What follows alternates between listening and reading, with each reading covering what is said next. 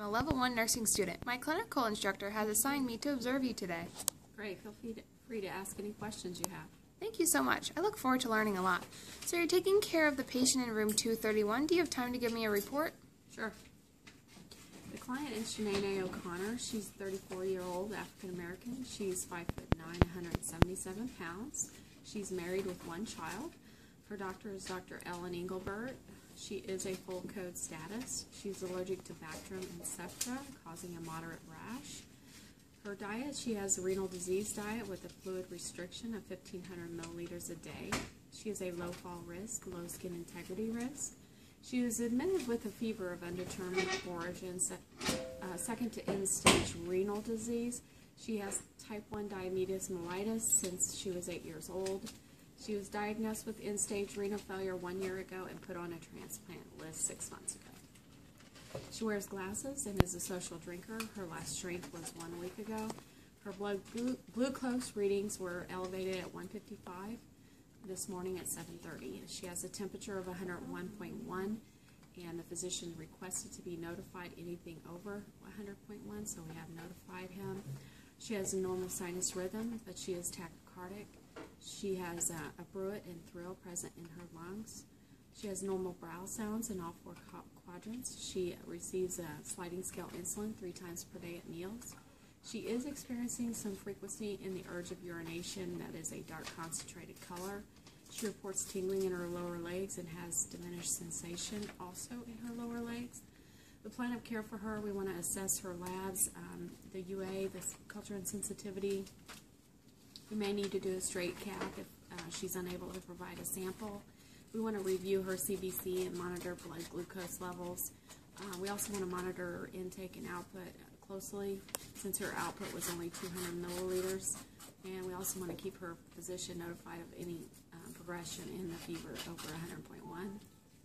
The patient actually has a medication, imipenem, due soon.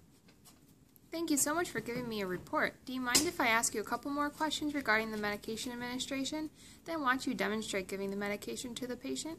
Sure. What questions do you have? Why specifically is this client receiving this medication, and what action does the medication have on the body? The client has a fever of unknown origin along with end-stage renal failure. The medication we're giving is a bactericidal action against susceptible bacteria. Because the lab results are still pending, she is being treated with this broad-spectrum antibiotic. The action of this medication is twofold. Imipenem binds to bacterial cell walls, resulting in cell death, and in combination with cilastatin, it prevents renal activation, resulting in high urinary concentrations.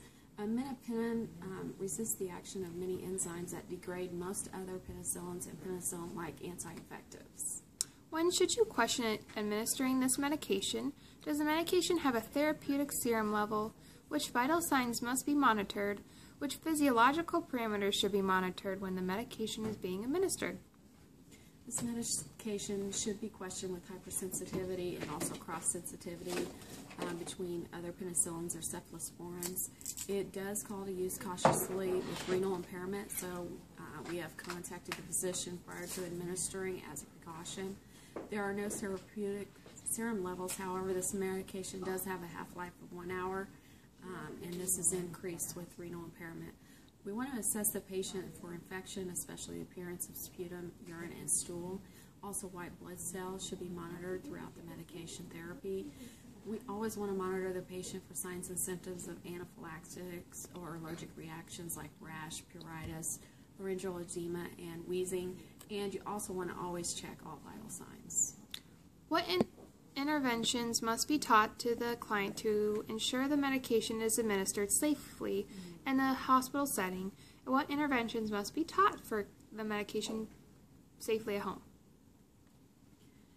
Whether at hospital or home, we want to let the patient know to report any signs of infection or superinfection, such as a blackberry overgrowth on the tongue, vaginal itching or discharge, loose, foul-smelling stools, or blood or pus or mucus in their stools. The patient needs to be educated on the importance of taking all medications that are prescribed for the full amount of time and not stop taking them when they start feeling better. What are the side effects and potential adverse reactions? The adverse reactions are seizures and pseudomembranous colitis. The side effects are dizziness, somnolence, hypotension, diarrhea, nausea, vomiting, and phlebitis at the IV site. How will you know the medication is effective? The patient will start to not only feel better, but they will have a decreased fever. The white blood cell count should start trending down, and the urine should actually start to clear.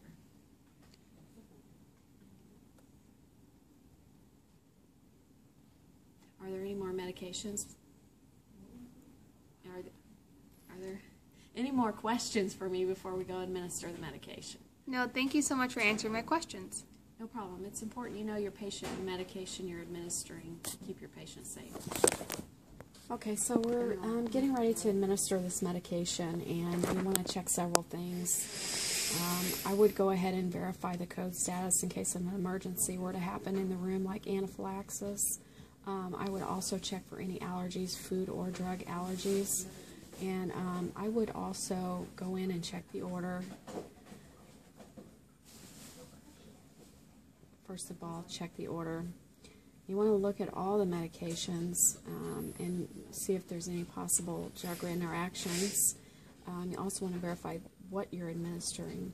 So we see that there's sodium chloride 0.9% due. IV infusion, 30 milliliters an hour. And we also see the minipinin IV piggyback at 500 milligrams for every 8 hours. So we want to go ahead and check this against what's in the MAR as a safety precaution. Always double check. Alright, so we do see the sodium chloride listed. Due now. Continuous IV 30 milliliters an hour, and we also see the minipinin 500 milligrams. Before I go in, I also want to just take a look at the vital signs, just to make sure the vital signs are okay.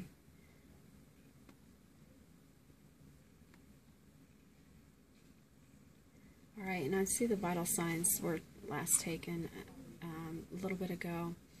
101.1, as we discussed in SBAR, is the fever. We also want to look at the respiration, pulse, and blood pressure, which are all in normal parameters, as well as the oxygen saturation. I'm going to go ahead and look at blood glucose as well, because we had a report that it was 155. I verified that also. It is 155. This is all part of the 5 rights. You want to verify the right patient, right time, right route, right dose, and right medication. So I'm going to go ahead and get my medication ready and pull it out of the Pyxis. Alright, so we're going to look for the sodium chloride and get our supplies ready. Alright, I see sodium chloride 0.9%. 500 milliliter bag, no discoloration, and it is not expired. I'm going to get this to go along with it since we're administering a piggyback. I'm going to get my lines. Alright, I'm going to check for the minipinin. We see that, and we look at the expiration date, make sure it's not, and look for any discoloration later. Alright, so I've got all my supplies ready, and get ready and go into the patient room. Come in. Hi, my name's Annette. I'll be your nurse today, and I'm setting up some IV fluids for you. Your doctor's got you on the continuous sodium chloride as well as an antibiotic. First of all, to make sure I'm in the right room, can you tell me your name and age? Shanae O'Connor, and I am 34. All right, and it was noted that you had some allergies. Can you tell me about your allergies? Yes, I'm allergic to Bactrim and Septrim. I get a rash. Get a rash? Okay. All over. Any other food allergies or medication allergies that were not mentioned? No, all else is well. Okay, great. I'm going to set everything up.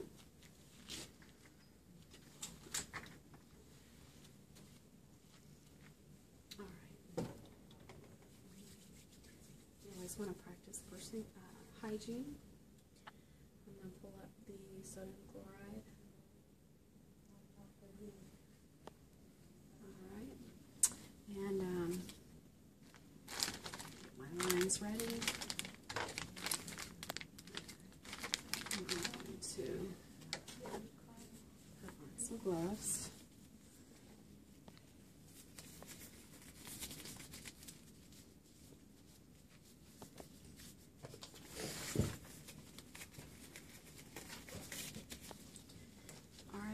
Check the IV for your IV first of all to check, make sure everything's okay, and I want to flush some normal saline in your IV to make sure it's going through and that we don't need to put in another IV. Alright, so I'm going to come over to the IV, check for any redness, swelling, check patency, and we're going to scrub the hub for 15 seconds.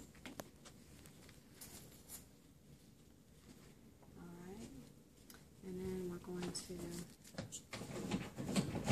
flush the IV and make sure it goes through. We don't have to flush the full amount. You want to unclamp it. That's very important. Alright. And then you're going to flush it. Looks like it's going through okay. You want to clamp it again. Alright, great. So I'm going to go ahead and set up the IV solutions.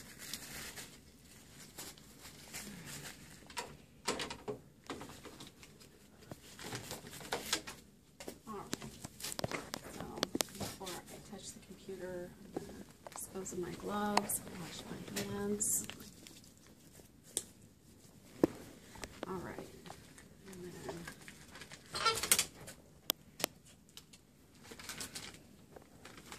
I'm going to open my line.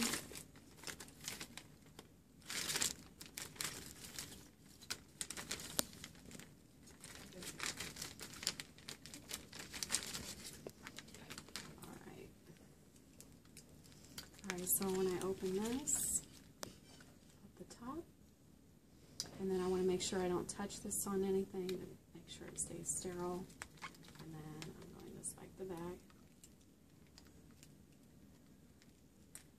Alright, and then I'm going to turn it upright and draw some fluid down. Alright, I'm going to go ahead and hang it lower, because it needs to be lower than the secondary.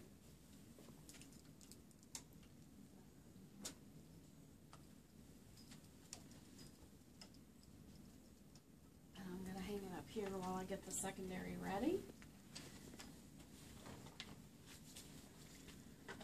Alright. I'm going to go ahead and put some new gloves on because I'm going to be touching the patient again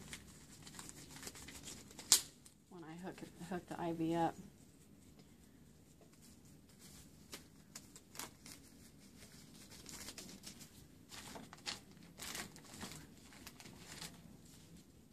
So just to double check. Get our secondary line. Alright, and again, you want to make sure this doesn't touch anything when you spike it. Alright, you want to fill the chamber with some fluid.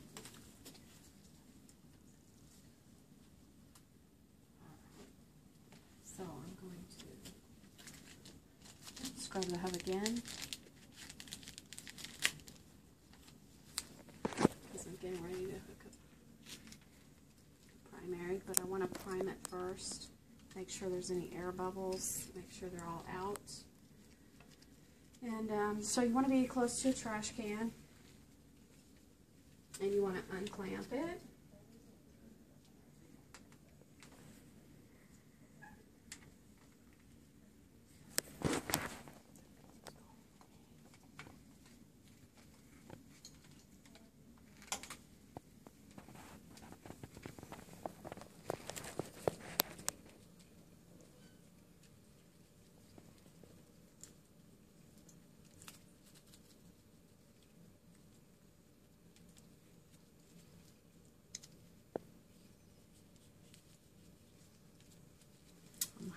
trouble with this one.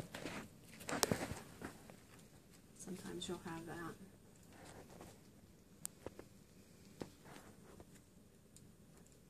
Okay, I see what happened. Alright, so I'm going to hook the primary line, scrub the hub for 15 seconds.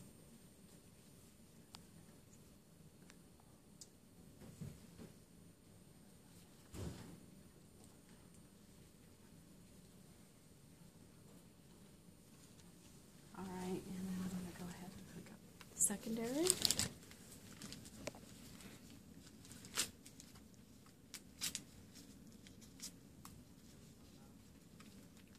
Scrub the hub again on this one for 15 seconds.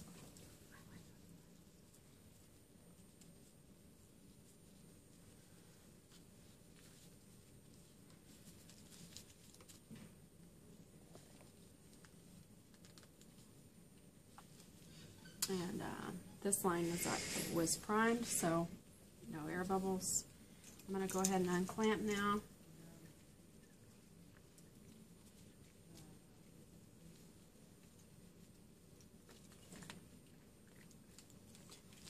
Now I'm going to hook up to the pump.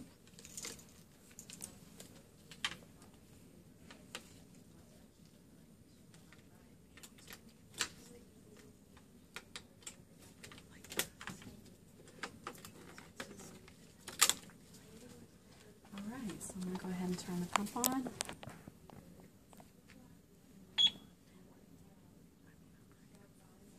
Alright, we have a new patient. Yes. Medical search. Yes. Alright, so we're going to confirm the patient ID, which is on the wristband, 8247823.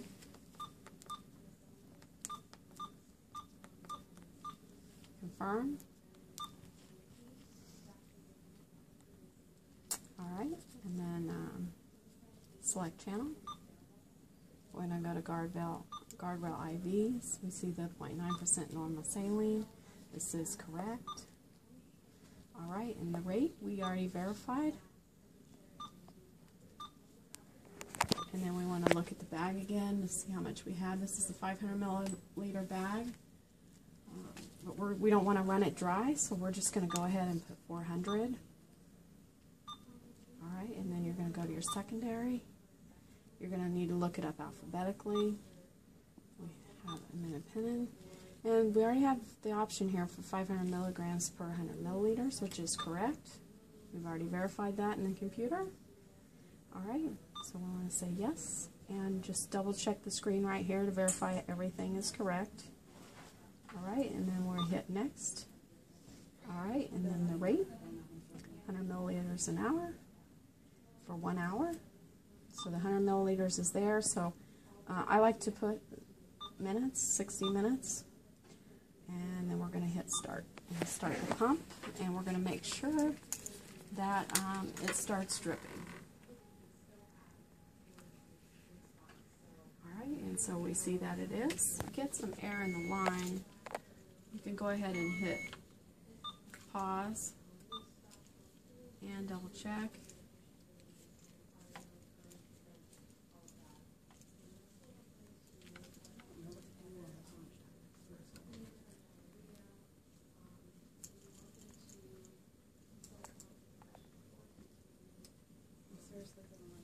Alright, looks like all the air is out of the line, so we can hit restart. Alright. I wanted to go ahead and leave you with some information about your medication and the side effects. Be monitoring you while I document. However, just let you know if you get any rashes or have any shortness of breath or any side effects at all, please call me on your call line. I will be right there. Also, we have you down as being diabetic, and I left some information about hyperglycemia. So if you have any questions about that, let me know. Alright, so I'm going to be over here documenting. Do you have any questions? No, I don't. And scan you. Can you verify just for the computer your name and age? Shanae O'Connor, and I'm 34. Okay, give me 1 second here. Alright, Alright, so I verify in the computer that it does go on. Alright, and then I'm going to go ahead and scan the medication. Alright, and we already know we set it up correctly.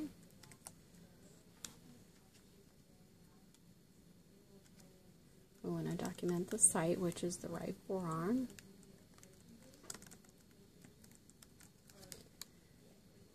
And the time was 7:30, 07:30.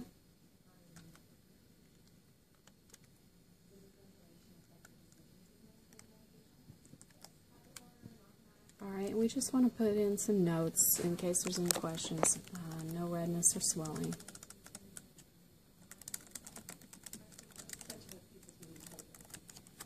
Alright, and then you want to put your initials. Alright, so we administer this medication, and then we want to go to the minipen and pull it up. Alright, I'm going to scan your ID one more time.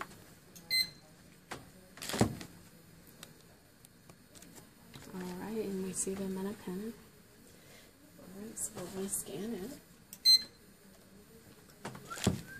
Alright. So it did come up, 500 milligrams, just like we talked about. And the time, 7:30. It's listed for 8 o'clock, but we can do an hour before or an hour after.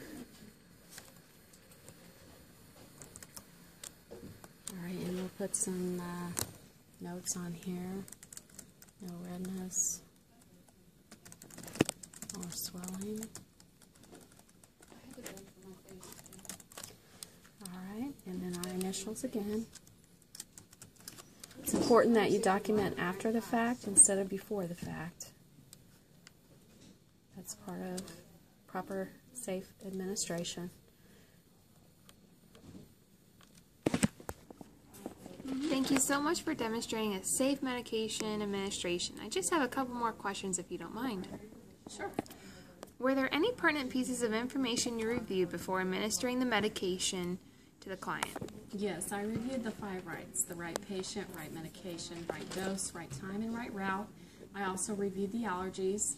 Also, because of the patient's history of end-stage renal failure, I consulted with the physician because it needed to be used cautiously with renal disease.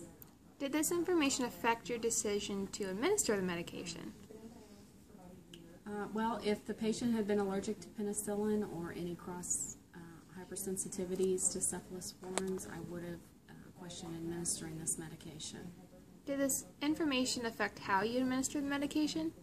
No, I verified in the computer. I followed the MAR, and it called for administering the medication via IV. We do not arbitrarily change a physician's orders. However, if there would have been a problem, we would need to call the physician. Thank you so much for answering all my questions. I really feel like I understand this so much more.